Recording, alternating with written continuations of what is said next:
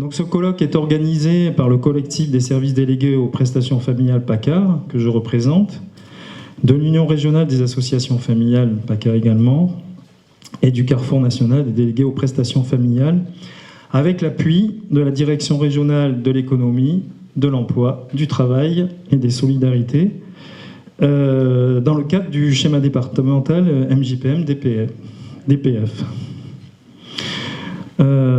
Cette organisation est une première pour certains d'entre nous, dans un contexte particulier que vous connaissez tous, notamment avec le report de cette journée. C'est pour cela que je tenais particulièrement à vous remercier d'avoir répondu présent pour cette journée, et à remercier également nos différents intervenants qui nous ont fait confiance, ainsi qu'à l'URAF pour sa collaboration et son soutien financier. C'est important. De la gestion budgétaire et à l'accompagnement familial. Alors ce titre ne correspond pas seulement à un slogan accrocheur de communicants, mais il a surtout pour objectif de démontrer l'approche dynamique et vectorielle que représente la MJA-GBF. Nous allons le constater tout au long de cette journée. Elle s'inscrit pleinement comme une mesure à part entière dans le secteur de la protection de l'enfance, au-delà de sa dimension budgétaire et administrative. Elle répond aux besoins fondamentaux de l'enfant et participe également à l'autonomie des parents et de leur famille. Néanmoins, elle apparaît peu ou mal connue par les différents acteurs du secteur. D'abord par l'héritage de cette mesure intitulée précédemment la tutelle aux prestations sociales enfants, qui peut générer de la confusion avec les mesures de tutelle. Mal connue également par les pratiques et les approches hétéroclites des délégués aux prestations familiales, qui n'aident pas toujours à un repérage du contour de la mission. Mal connue aussi par une sensibilité différente en fonction des juges des enfants quant à l'intérêt de cette mesure. Et mal connue enfin par le manque d'informations, de publicité ou de communication à propos des MJA-GBF. Il en résulte une méconnaissance pour le mieux, jusqu'à une place quasi inexistence dans certains départements, comme un outil disponible dans le dispositif de la protection de l'enfant. Donc cette journée a donc pour ambition d'apporter une vision assez complète de l'apport de cette mesure et comprendre comme il est possible, en partant de la gestion du budget, d'aller jusqu'à participer à l'accompagnement des parents vers le pouvoir d'agir auprès et pour leurs enfants. Pour compléter cette présentation, je vais laisser la parole à Mylène Armando, la présidente de l'URAF PACAR. Merci. Donc merci beaucoup d'être présent. Et moi je suis, enfin voilà, on dit toujours, ça commence toujours comme ça, j'ai le grand plaisir de vous accueillir, mais c'est vraiment sincèrement, j'ai vraiment un grand plaisir de vous accueillir avec tout ce report. Je trouve que la persévérance, enfin en tout cas, votre présence prouve la persévérance quelquefois, et quelquefois elle est vraiment nécessaire. Moi je représente l'URAF, l'Union régionale des associations familiales, qui est elle-même composée des élus, des politiques, donc j'ai l'aspect politique, ma casquette aujourd'hui, des UDAF.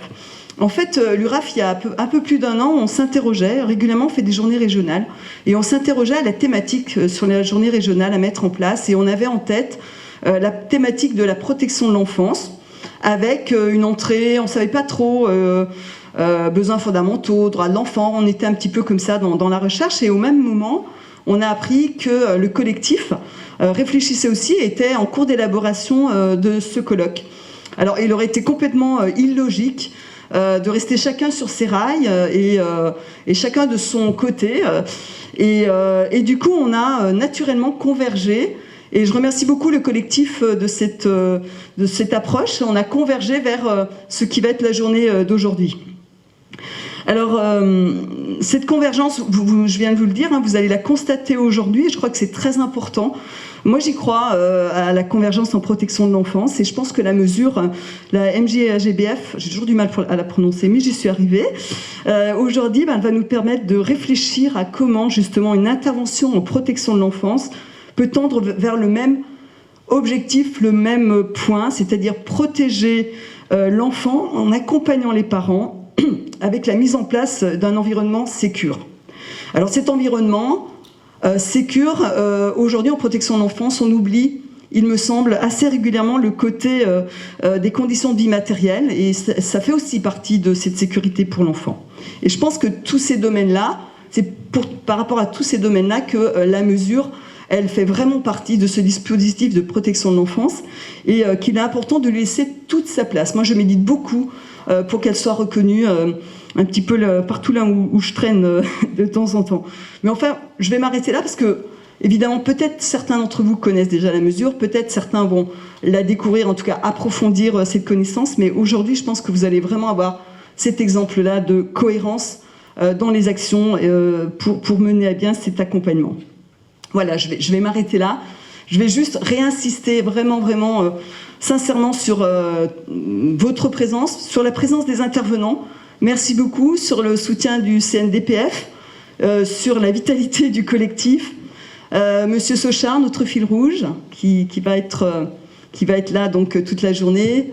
Puis vous découvrirez aussi Madame Tailleux, Monsieur Bouquiot, Madame Soda, qui vous allez voir un rôle très important. Et puis je remercie sincèrement également Jean-Pierre Rosendach, que vous allez avoir tout à l'heure aussi en intervention. Jean-Pierre, je le croise dans différents lieux de réunion, de réflexion, et il dit souvent que c'est le poil à gratter.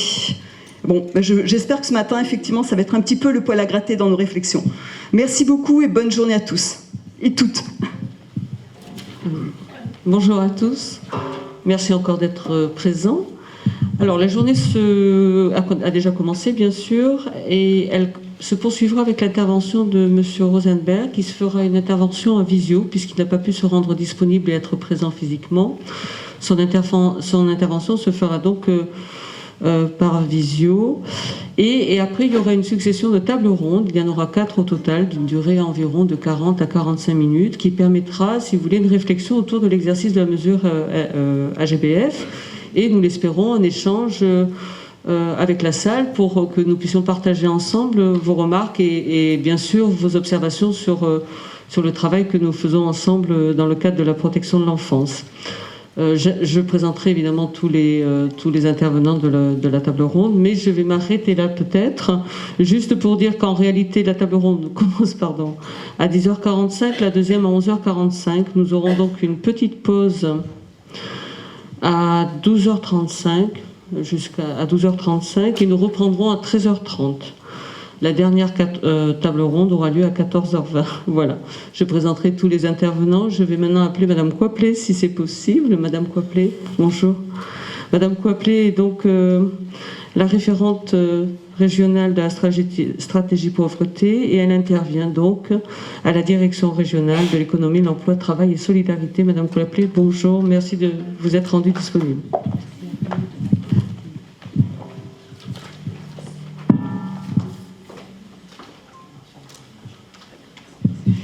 Bonjour à toutes et à tous. Madame Armando, vous avez parlé de convergence. Il me semble que les mots que j'ai préparés pour introduire cette journée régionale rejoignent ce mot de convergence. Je suis très heureuse, oui, comme vous tous, et honorée d'introduire cette journée régionale à vos côtés, et pour plusieurs raisons. Vous l'avez dit, cette journée s'inscrit dans le cadre du schéma régional des MJPM et TPF, et dont les travaux se poursuivent.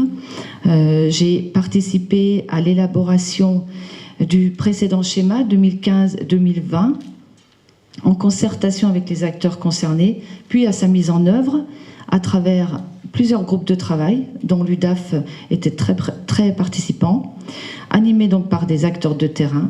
Cette dynamique partenariale doit être saluée, et puis ces temps d'intelligence collective ont abouti à des réponses très opérationnelles. On le voit aujourd'hui. Parmi les actions du plan attachées au schéma qui ont été priorisées, figurait la nécessité de valoriser la MJA-GBF et la mission des DPF, ce qui a vraiment été entrepris dans le cadre du précédent schéma et repris, renforcé dans le schéma actuel. La deuxième raison, c'est que c'est une belle initiative. Je salue et je remercie toutes les personnes qui en sont à l'origine pour la qualité de l'organisation. Et c'est une belle opportunité précieuse pour tous les professionnels qui œuvrent dans ce domaine, bien sûr pour les bénéficiaires, C'est une belle opportunité de se rencontrer et de partager vos expériences. Vous avez ici un plateau d'intervenants de choix qui va contribuer à enrichir cette journée. Et la troisième raison, c'est que ce colloque met en évidence des enjeux importants qui lui donnent tout son sens. Alors je vais en retenir 3, mais ça rejoint vraiment ce que vous avez déjà dit.